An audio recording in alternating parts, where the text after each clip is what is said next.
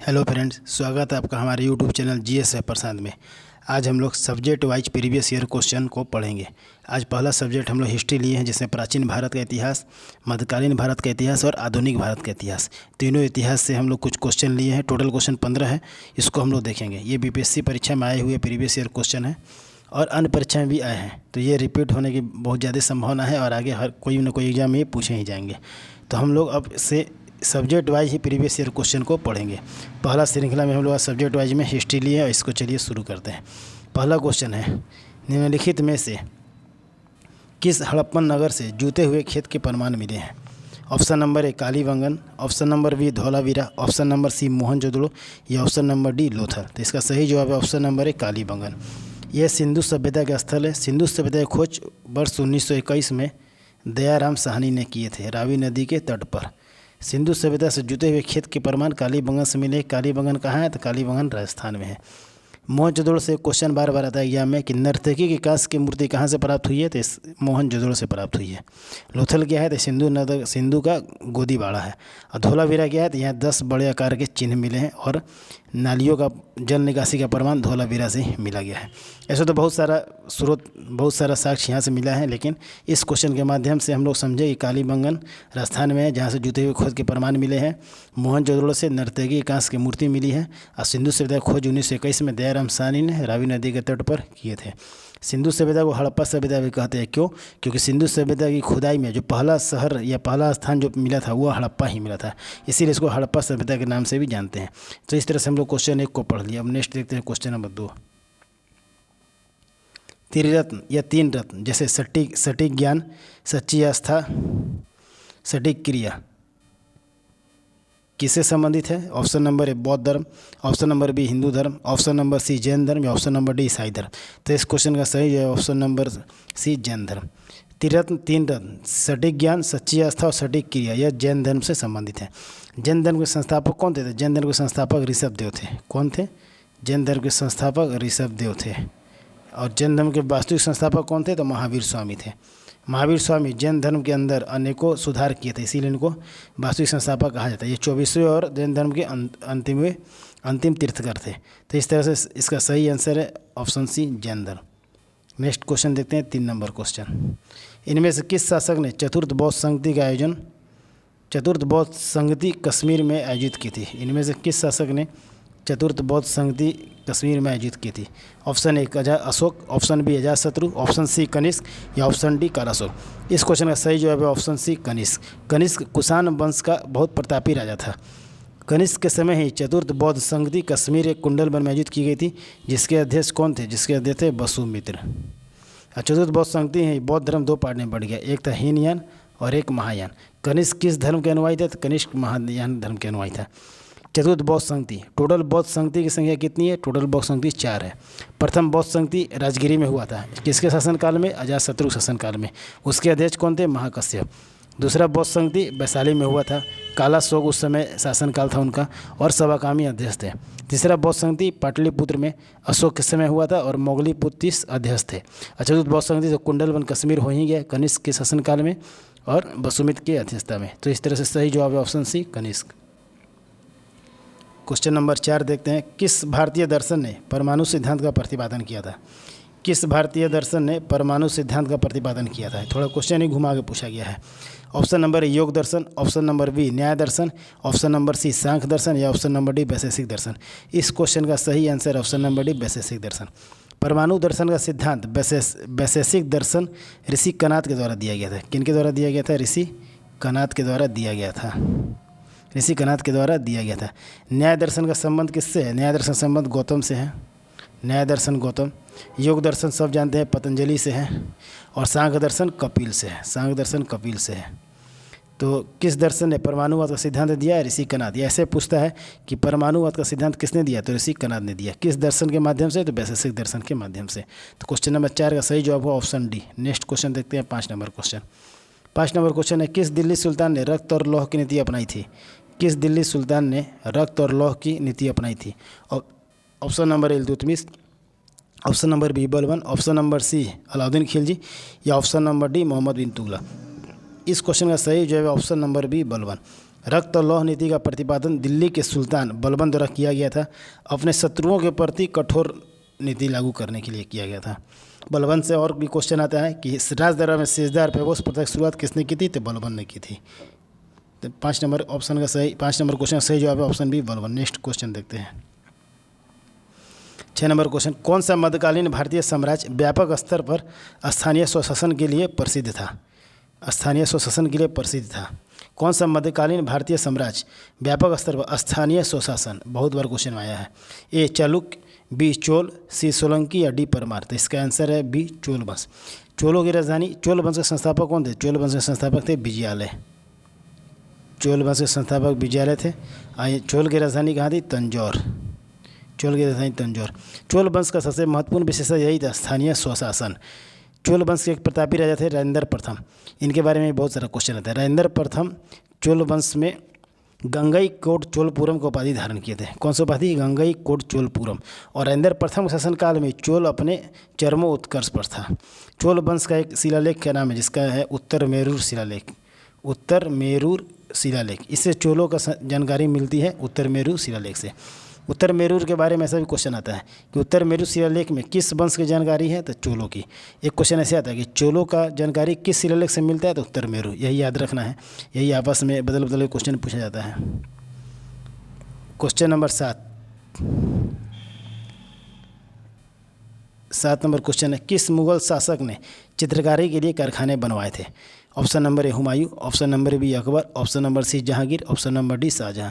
तो चित्रकारी के लिए कारखाने कौन बनाए थे? तो ऑप्शन नंबर बी अकबर ने बनवाए थे।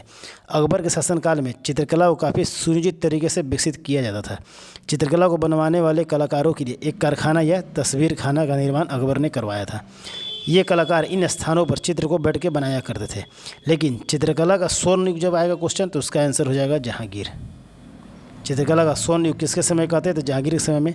लेकिन चित्रकारी के लिए कारखाने कौन बनवाए थे? तो बी नंबर ऑप्शन अकबर ने बनवाए थे। क्वेश्चन नंबर 7 का सही आंसर है option B Akbar. Question number 8 देखते हैं। दांडी यात्रा कितने दिनों तक चली थी? दांडी यात्रा कितने दिन चली थी? ऑप्शन नंबर ए 10 दिन, ऑप्शन नंबर बी 20 दिन, ऑप्शन नंबर सी 24 दिन, ऑप्शन नंबर डी 30 दिन। इसका सही जो है ऑप्शन नंबर सी 24 दिन। 12 मार्च 1930 को साबरमती से दांडी यात्रा शुरू हुआ था और यह 6 अप्रैल 1930 को समाप्त हुआ था। इसे महात्मा गांधी को दांडी यात्रा शुरू की थी। इसको हम लोग नमक यात्रा या नमक कानून तोड़ने का यात्रा के नाम से भी जाने जाते हैं। जो 24 दिनों तक चला था, यह यात्रा नमक पर लगाए गए अवैध कर के खिलाफ था। किस लिए था? तो नमक पर लगाए गए अवैध कर के लिए। तो ऑप्शन नंबर 8, क्वेश्चन नंबर 8 का सही जो ऑप्शन सी 24 दिन। नेक्स्ट क्वेश्चन देखते हैं 9 नंबर। इनमें से किसने 1857 के विद्रोह में सक्रिय रूप से भाग लिया था? ऑप्शन ए नाना साहब Kanpur, option B Begum Hazrat Mahal Lucknow, option C मौलवी अहमदुल्ला फैजाबाद या ऑप्शन डी बहादुर शाह दिल्ली या ऑप्शन नंबर ई उपयुक्त में से एक से अधिक। तो इस क्वेश्चन का सही जवाब है उपयुक्त में से एक से अधिक। 1857 किसके समय गवर्नर जनरल कौन थे? तो लॉर्ड कैनिंग थे। इनके समय में नाना साहब कानपुर से, बेगम हजरत महल लखनऊ से, मौलवी अहमदुल्ला फैजाबाद से और बहादुर शाह जफर दिल्ली से। बहादुर शाह जफर दिल्ली वाला से एक और क्वेश्चन आता है बख्त खां। बहादुर शाह बहुत बूढ़े हो चुके थे। बहादुर शाह का सेनापति था बख्त खां, ये ही नेतृत्व किए थे। लेकिन राजा का नाम दिया गया है या नेतृत्वकर्ता का नाम, तो बहादुर शाह ही हम लोग पढ़ेंगे। तो इसका सही जवाब ऑप्शन ई सभी सही है, ऑप्शन नंबर 9 का ई। नेक्स्ट क्वेश्चन देखते हैं। इनमें से 1945-46 में दिल्ली में हुए आईएनए के मुकदमे के पक्ष में पेश हुए वकील कौन थे? 10 नंबर 1945-46 में दिल्ली में हुए आईएनए मुकदमे के पक्ष में पेश हुए वकील कौन थे? A number Rajendra Prasad, B number Bhulabhai Desai, C number K M. Munshi और डी नंबर सरदार पटेल। तो इसका सही आंसर है option number B Bhulabhai Desai. ये है क्या मुकदमा? तो आज़ाद हिंद फौज के अधिकारी कर्नल प्रेम सहगल, कर्नल गुरुबख्श सिंह और मेजर जनरल शाहनवाज खान, इन पर 1945-46 में संयुक्त रूप से मुकदमा चलाया गया, जिसमें इनके पक्ष में भूलाभाई देसाई ने वकालत की थी। तो ऑप्शन नंबर 10 का सही जवाब option number B. Question number 10 का सही जवाब option number B Bhulabhai Desai. Next question देखते हैं 11 नंबर।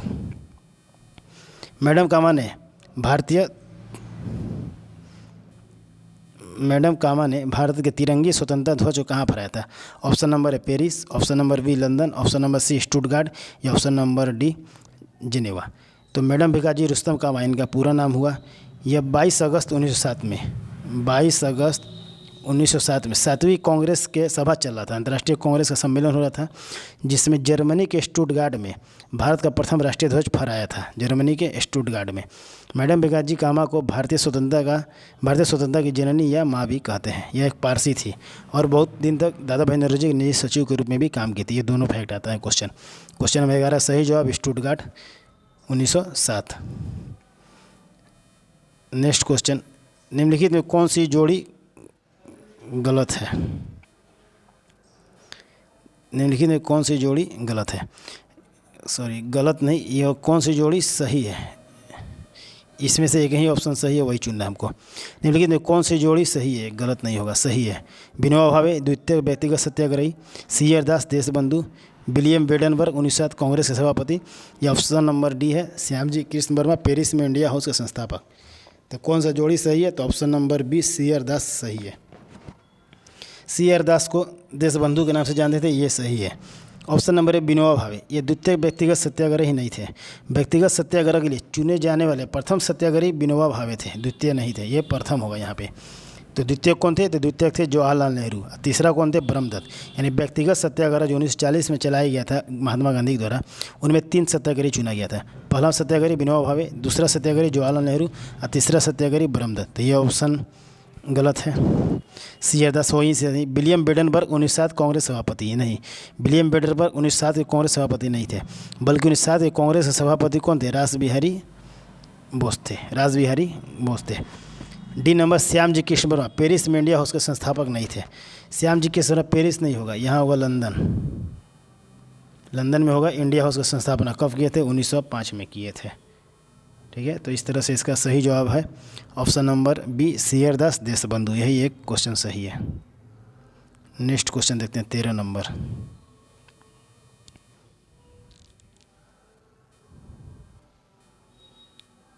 13 नंबर, बंगाल में द्विशासन प्रणाली किसके द्वारा लागू की गई थी?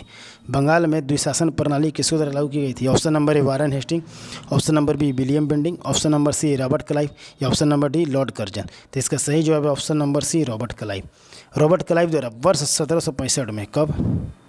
वर्ष 1765 में बंगाल में द्विशासन प्रणाली लागू की।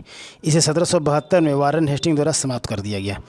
लागू की रॉबर्ट क्लाइव, इसको समाप्त कर दिया कौन? 1772 में आके वारेन हेस्टिंग समाप्त कर दिया। और इसके तहत अधिकार अंग्रेजों ने अपने पास रखे और कर्तव्य भारतीयों पर थोप दिए गए। वारेन हेस्टिंग बंगाल के प्रथम गवर्नर जनरल थे। ये एकमात्र गवर्नर जनरल थे जिन पर महाभियोग लगाया गया था। ये वारेन हेस्टिंग के बारे में हम लोग जानते हैं।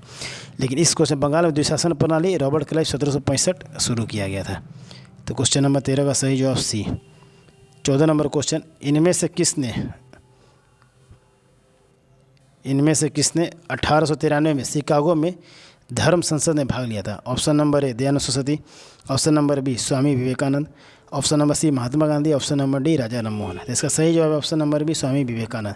11 सितंबर, इस अपडेट हिस्ट्री में बहुत मायने रखता है। 11 सितंबर 1893 में अमेरिका के शिकागो में आयोजित धर्म सम्मेलन में स्वामी विवेकानंद ने भारत का प्रतिनिधित्व किया था। इस सम्मेलन में दुनिया भर के धर्म प्रतिनिधियों ने हिस्सा लिया था। स्वामी विवेकानंद के बचपन का नाम क्या था? नरेंद्र दत्त। इन्होंने भारत का आध्यात्मिक गुरु माना जाता है। इन्होंने 1897 में रामकृष्ण मिशन की स्थापना की थी। बहुत सारा फैक्ट है इनके बारे में, जितना पढ़े उतना ही कम है, लेकिन एग्जाम के दृष्टिकोण से हमको मुख्य बातें याद रखना है। तो इनमें से किसने 1893 में शिकागो में आयोजित धर्म संसद में भाग लिया? तो स्वामी विवेकानंद भाग लिए थे। 15 नंबर क्वेश्चन और लास्ट क्वेश्चन। आज इतिहास से हम लोग 15 क्वेश्चन लिए थे, जिस आखिरी क्वेश्चन है यह। 1923 में स्वराज पार्टी का गठन किसने किया था? हल्का क्वेश्चन है। 1923 में स्वराज पार्टी का गठन किसने किया था? Option number A Mahatma Gandhi, option number B Vallabh Bhai Patel, option number C R Das यानी चित्तरंजन दास और मोतीलाल नेहरू दोनों मिलकर, या option number D B R Ambedkar. तो इसका सही जवाब option number C Chittaranjan Das और मोतीलाल नेहरू। स्वराज पार्टी का गठन 1923 में चित्तरंजन दास और मोतीलाल नेहरू ने किया था। असहयोग आंदोलन की समाप्ति के बाद कांग्रेस के बहुत सारे नेताओं में असंतोष फैल गया। इसी विवाद को लेकर मोतीलाल नेहरू और चित्तरंजन दास दोनों व्यक्ति ने मिलकर कांग्रेस से अलग होकर एक पार्टी का गठन किया, जिसका नाम पड़ा स्वराज पार्टी। इसका मुख्य उद्देश्य क्या था? तो इसका मुख्य उद्देश्य यही था, व्यवस्थापिका सभाओं में प्रवेश करके सरकार की नीतियों का आलोचना करना। यानी और भी नेता का मानना था कि हम बाहर से ही आलोचना करेंगे, लेकिन चित्तरंजन दास और मोतीलाल नेहरू का था कि नहीं, व्यवस्थापिका में घुस के, यानी चुनाव जीत कर व्यवस्थापिका में घुस के हम क्या करेंगे, सरकार की नीतियों का आलोचना करेंगे। तो इसका सही जवाब है ऑप्शन नंबर सी। इस तरह से हम लोग भारतीय इतिहास के प्रीवियस क्वेश्चन का 15 सवाल देख लिए। इतिहास के यही 15 क्वेश्चन पे ही नहीं रुकेगा श्रृंखला, और आगे भी चलता रहेगा, अल्टरनेट डे में चलेगा। कभी हिस्ट्री हो जाएगा, कभी पॉलिटी, कभी ज्योग्राफी, ऐसे कर करके हम लोग सारे प्रीवियस ईयर क्वेश्चन को देख लेंगे। ये बीपीएससी बिहार के सभी एग्ज़ाम या अन्य सभी कमीशन बोर्ड के एग्ज़ाम में ये क्वेश्चन आते ही रहते हैं। तो इस तरह से हम लोग इसको श्रृंखला को आगे चलाएँगे। प्रीवियस ईयर क्वेश्चन है, आप लोगों को कैसा लग रहा होगा ये ज़रूर बताइएगा। ये पूरा वीडियो देखने के लिए आपका बहुत बहुत धन्यवाद।